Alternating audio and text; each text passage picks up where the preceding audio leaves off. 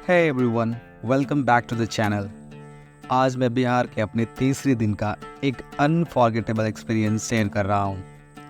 मेरे cousin brother Avinash और मैंने राजगीर में कुछ इनक्रेडिबल जगहों को घूमा, जिनमें zoo safari, nature park, glass bridge और यहाँ तक कि एंशिएंट नालंदा रूइंस भी थी। यह रोमांचक, सुंदरता और थोड़ी थकान भरा दिन था। तो चलिए शुरू करते हैं।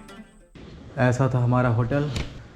अब हम लोग जा रहे हैं राजगीर घूमने। जमा करते हैं ये वाला जो मेरा बड़ा बैग है, यहीं रखते हैं, उसके बाद चलेंगे आगे। आज इसको भी खाना खिलाना है पूरा भरपेट। इसके भी टैंक खाली हो गया। जब से हम लोग आए तब से प्रॉपर चल रहे थे, अच्छा खासा माइलेज दिया। अभी कोल्ड स्टार्ट के लिए ऑन करके छोड़ दिए हैं। भाई उधर चेकआउट करवा रहा है, इसके बाद अभी निकलते हैं यहाँ से। दिन की शुरुआत जल्दी हुई क्योंकि हमने होटल से चेकआउट किया और निकलने के लिए तैयार हो गए।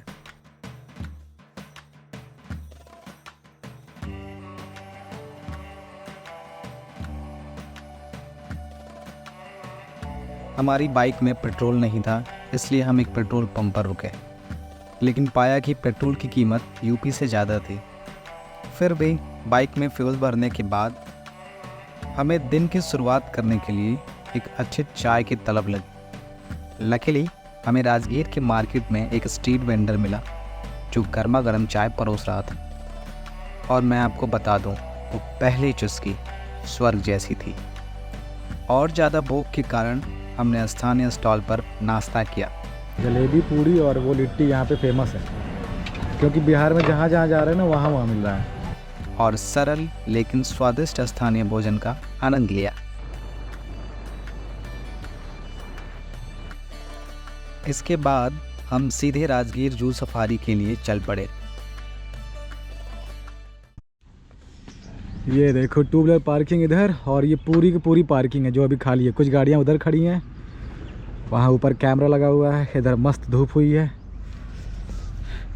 यार। हेलमेट का कुछ करना पड़ेगा, क्योंकि हेलमेट लेके जाएंगे तो मज़ा नहीं आएगा फिर। पार्किंग के बाद हमने विशाल राजगीर जू सफारी का साइन देखा और कुछ फ़ोटो कैप्चर करने से खुद को रोक नहीं पाए। हम जू ओपन होने का इंतज़ार कर रहे लोगों की बढ़ती भीड़ में शामिल हो गए। अभी हम लोग की एंट्री हो गई है। यहाँ पीछे लोग बैठे हुए हैं, यहाँ बैठ के इंतज़ार करना है जिसका ऑनलाइन टिकट है। और जो ऑफलाइन टिकट वाले हैं वहाँ से ऑफलाइन टिकट ले सकते हैं। टिकट परचेज़ करने की बात करें तो टिकट की जो टाइमिंग है परचेज़ करने की, वो 8 बजे से स्टार्ट हो जाती है और एक बंदे को 4 टिकट ही अलॉट होता है। और बात करें अगर ऑनलाइन टिकट की, तो आपको वेबसाइट पे जाके वहाँ से टिकट बुक करना पड़ेगा। बट वहाँ पे प्रॉपर इन्फॉर्मेशन दी नहीं गई है कि एंट्री फ़ीस कितनी है और जू सफारी की फ़ीस कितनी है। तो आप वहाँ से भी कर सकते हैं, बशर्ते ये है कि आपको ऑफ़लाइन सस्ता पड़ेगा, 50 से 100 रुपया पर पर्सन।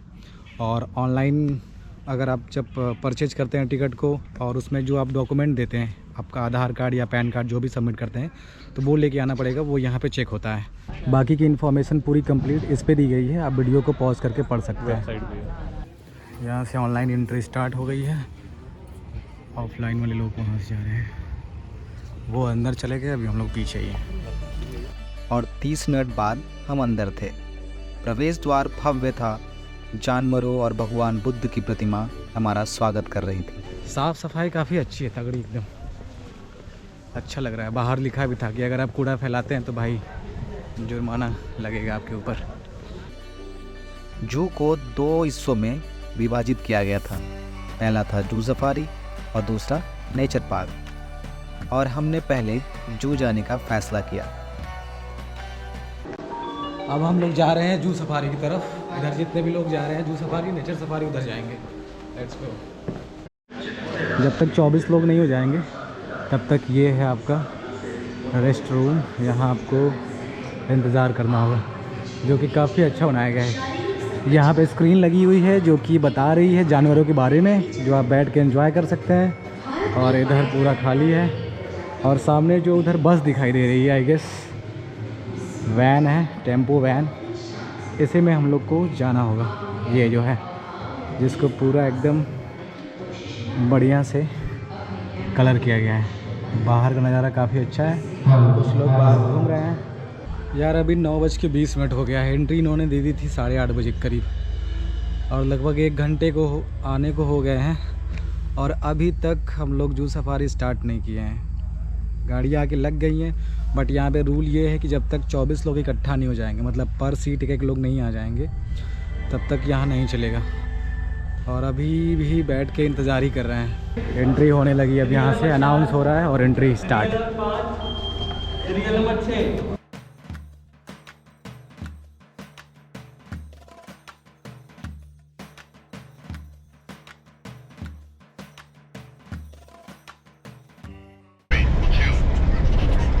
आरवी बोर्ड सफारी डीजी वन गया, टोकन कर देंगे, बस नंबर 12 अंदर जाएंगे। अब आप लोग थोड़ा सा अटेंशन होकर के हमारा भाषण को सुन लीजिए, ठीक है। ये राजगीर जू सफारी जो है टोटल 5 जोन में बांटा गया है। 5 जोन आपको घुमाया जाएगा। पहला जोन जो होगा वो हार्वी बोर्ड का होगा, जहाँ हम लोग डियर को देखेंगे। Second bear, third leopard, fourth tiger और फिफ्थ लायन होगा। गाड़ी में खाद्य वस्तु पूर्णतः वर्जित है। आप लोग सिर्फ पानी ले सकते हैं। पानी कोल्ड ड्रिंक सो भी लेंगे, बोतल अपने साथ लेते जाएंगे, गाड़ी में नहीं छोड़ेंगे। ग्लास को नॉक्स ना करेंगे और मोबाइल का फ्लश लाइट बंद रखिएगा। क्लियर है? अब हमको ये बता दीजिए जू और जू सफारी में क्या अंतर है। जू सफारी वाइल्ड लाइफ में जो उनका नेचुरल हैबिटेट है वहाँ पे होता है और जू क्या होता है, एक पार्क बनाते हैं, वहाँ जानवर को रखते हैं। यहाँ जानवर अपने आप यहाँ विचरण करते हैं। ये इनका नेचुरल इन्वायरमेंट है। क्लियर है? तो मेरे कहने का तात्पर्य हुआ सर, जू में एनिमल केस के अंदर होता है, इसलिए देखने के चांस 100% होते हैं। सफारी में 40% हो जाता है, वो भी आपके लक के ऊपर डिपेंड करता है। आपको पास से भी दिख सकता है, दूर से भी दिख सकता है और नहीं भी दिख सकता है। हम अन्य 22 लोगों के साथ एक वैन में सवार हुए और हमारे गाइड ने हमें क्या करना है क्या नहीं करना है इसके बारे में बताया। जब हमने एनिमल्स को इतने करीब से देखा तो हमारा उत्साह बढ़ गया। डियर, बेयर, लेपर्ड, टाइगर और लायन, इन जानवरों को इनके नेचुरल हैबिटेट में देखना मैजिकल था, भले ही यह सफारी पार्क के सीमाओं के भीतर ही क्यों ना हो।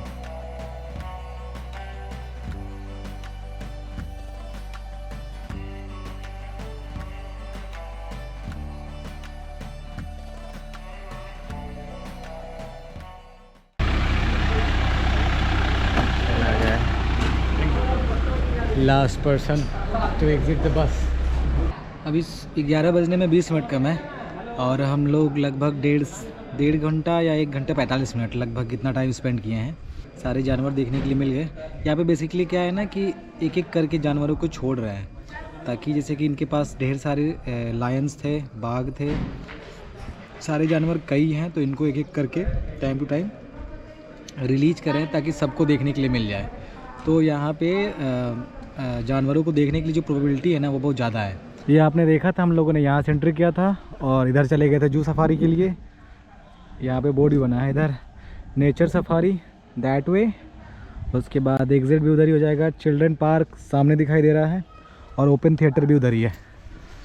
चलते हैं उधर, देखते हैं क्या है, ताकि आपको वीडियो में पूरा ये पता चले कि आप आएँ यहाँ पे तो आपको क्या क्या चीज़ें देखने के लिए मिलेंगी।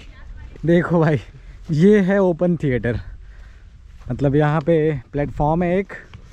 कोई भी अपना खड़ा होके जो स्पीच देना हो या कुछ इन्फॉर्म करना हो लोगों को, वो कर सकता है अपना आराम से। अगर ग्रुप आता है तो ग्रुप को कुछ समझाना हो तो एक बंदा यहाँ बैठ हो जाएगा, बाकी यहाँ बैठ जाएंगे। ये इतना ही है, मैंने सोचा एक बार दिखाई दूँ। देखो मेन तो यहाँ पे जू सफारी है, बाकी तो मतलब अलग अलग उसके साथ पैकेज तैयार किया गया है ताकि लोग थोड़ा आएंगे लुभाने के लिए। लेकिन वर्थ इट है, घूमने लायक है, मज़ा एंजॉय करने लोग आते हैं। तो यहाँ आने का मतलब ये है कि भाई पूरा दिन यहाँ पे दो। जू सफारी, नेचर पार्क सारा अगर करना है तो एक दिन तो पूरा आपका जाएगा ही, और तसल्ली से घूमिए।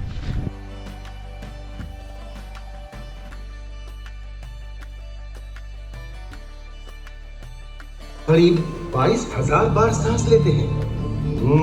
कभी गिना नहीं ना।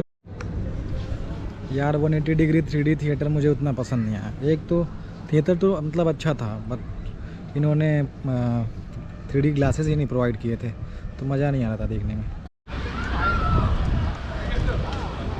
नेचर सफारी, यहाँ पे लाइन में लगना है और यहाँ पे बसेस में बैठ के जाना है नेचर सफारी देखने के लिए। ग्लास ब्रिज की तरफ जाएंगे, सस्पेंशन ब्रिज है। प्लास्टिक का बोतल अंदर अलाउ नहीं है। अगर आप लेके जाइएगा उसमें 50 रुपये का टैग लगाना होगा, फिर बोतल जब वापस लाइए तब पैसा वापस मिलेगा।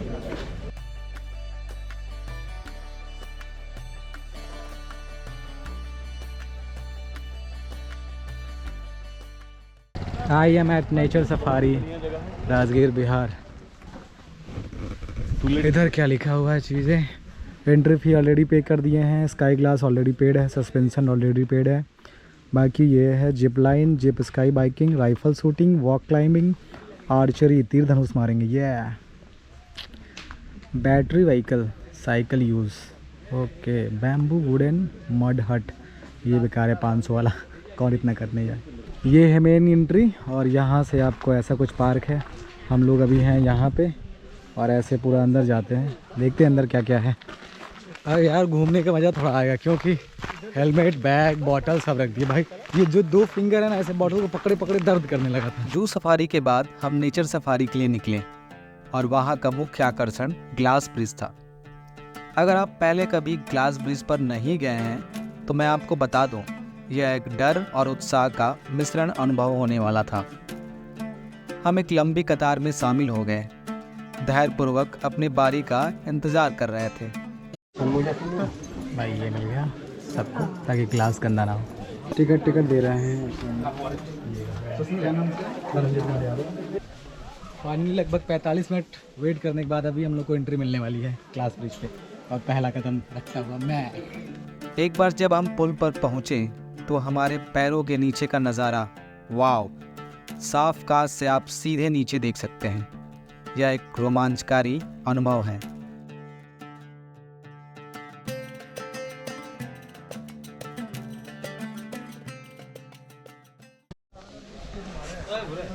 इंतज़ार किए लगभग 45 मिनट और वहाँ पे मुश्किल से 45 सेकंड ही कह लो भाई, 2 या 3 मिनट तक वहाँ पे थे। बस फ़ोटो कैप्चर करो, थोड़ा सा वीडियो बनाओ बस, फिर उसके बाद जाइए चिल्लाने लगते हैं। भाई एक टिप्स दे रहे हैं हम लोग, जो अभी वहाँ पे हम लोगों ने नोटिस किया उसके आधार पे बता रहे हैं कि जो लोग वहाँ पे जाके डर रहे हैं कि नहीं जाएंगे, उनको ज़्यादा टाइम मिल रहा है, तो डरने की एक्टिंग करो और वहाँ पे देर तक तुम अपना फ़ोटो या वीडियोग्राफी करना है वो कर सकते हो। अगर आराम से जा रहे हो एकदम कि नहीं डर नहीं लग रहा तो कहेंगे ठीक है हो गया, भागो जल्दी भागो। भाई देखो अंकल मिल गया एक रास्ते में यहाँ पे, ये देखो अंकल, वाह बढ़िया। और अंकल कैसे हैं? ग्लास ब्रिज के बाद हम सस्पेंशन ब्रिज पर गए, जो उतना ही प्रभावशाली था। जब हम इसे पार कर रहे थे तो यह पुल धीरे धीरे झूल रहा था, जिससे हमारे रोमांच में थोड़ी एक्स्ट्रा एड्रेनालिन जुड़ गई। पता है ये मूवमेंट क्यों इतना कर रहा है? हिला रहे तुम ऐसा पता मुझे। जब पैर थोड़ा ऐसे करके चलो ना तो वो ऑटोमेटिक मूवमेंट होगा। हम भाई मैं तो चल रहा था, मैं हिला कर रहा हूँ। जब हम नेचर पार्क की यात्रा समाप्त कर रहे थे तो हमने एक ई-रिक्शा लिया जो हमें रोपवे स्टेशन ले गया। मैं आपको बता दूं, यह सवारी डरावनी और रोमांचक दोनों थी। कौन सा? इसमें डालिए ना।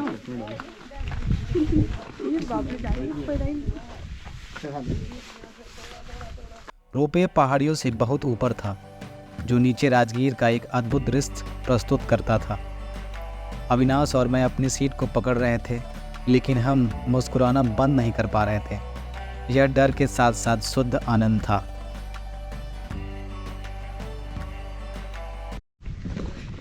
जिप लाइन करके हम दोनों लोग आ गए हैं। कैमरा ले जाने ही नहीं दिए यार, बताओ। गोप्रो अलाउड होता है हर जगह, बट यहाँ पे अलाउ ही नहीं किए।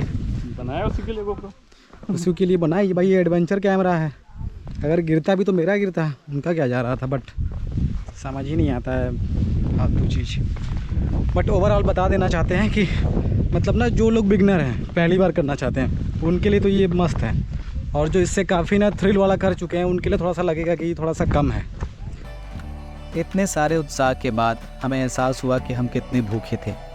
इसलिए हम एक जंगल के रेस्टोरेंट में दोपहर के भोजन के लिए रुके। लेकिन कीमतें, वाव, ये बहुत ज़्यादा थी। लेकिन इतने व्यस्त दिन के बाद भोजन की बहुत ज़रूरत थी।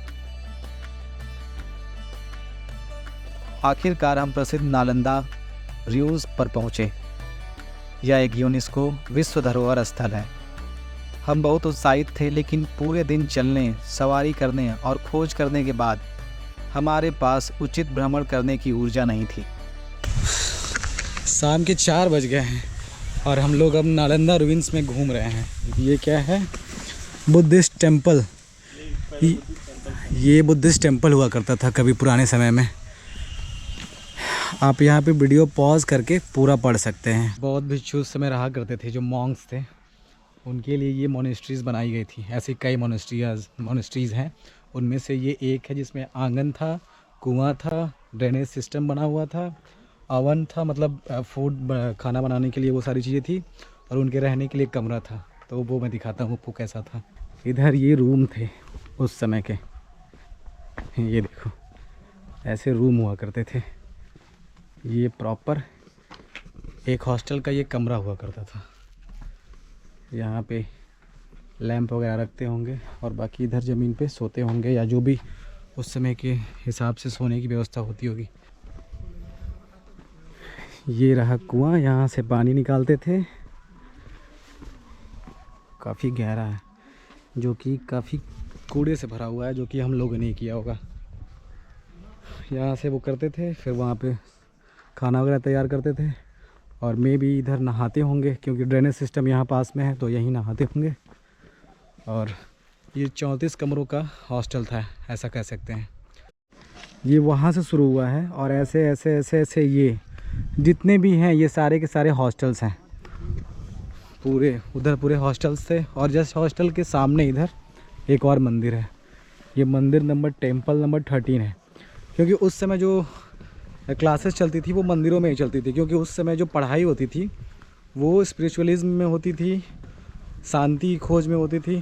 तो ऐसा सब्जेक्ट होता था, इसीलिए मॉन्क जो होते थे वो मंदिरों में ही आके अपनी शिक्षा दीक्षा करते थे प्रॉपर। कई लोग पूजा करते हैं, लोग बौद्धिस्ट है ना, तो ज़्यादा करके लोग यहाँ पर आकर पूजा। यहाँ मंदिर है भाई, देखो यहाँ लोग पैसे फेंके हैं चढ़ावे के तौर पे। यहाँ आई गेस बुद्ध भगवान का मतलब वो रहा होगा। So that was our epic adventure in Rajgir, full of wildlife, thrills, rides and ancient history. It was an unforgettable day, and if you ever visit Bihar, Rajgir should be at the top of your list. If you like this video, don't forget to like, share and subscribe for more travel stories. See you in the next one. Bye bye.